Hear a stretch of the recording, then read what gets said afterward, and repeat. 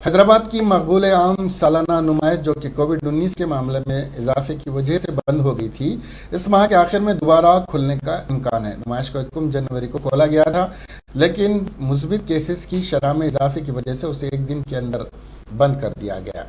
نمائش سوسائٹی اور تقریب کے منتظمین 20 اور 25 فروری کے درمیان نمائش کو دوبارہ کھولنے پر غور کر رہے ہیں، کیونکہ ریاست کے محکمہ صحت نے وبائی امراض کے تیسرے مرحلے کے خاتمے کا اعلان کیا ہے۔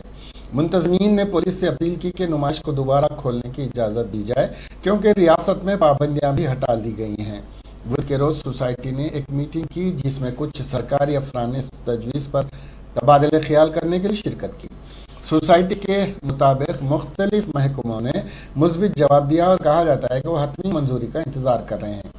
تمام متعلقہ محکموں سے اجازت ملنے کے بعد سوسائٹی تاجروں کو دوبارہ اپنے اسٹال لگانے کی دعوت دے گی۔ 45 دن طویل نمائش 1 جنوری کو شروع ہوئی تھی، لیکن اگلے ہی دن اسے بند کر دیا گیا تھا، کیونکہ حکام نے اعلان کیا کہ وہ وبائی امراض کی وجہ سے 10 جنوری تک معطل کر رہے ہیں۔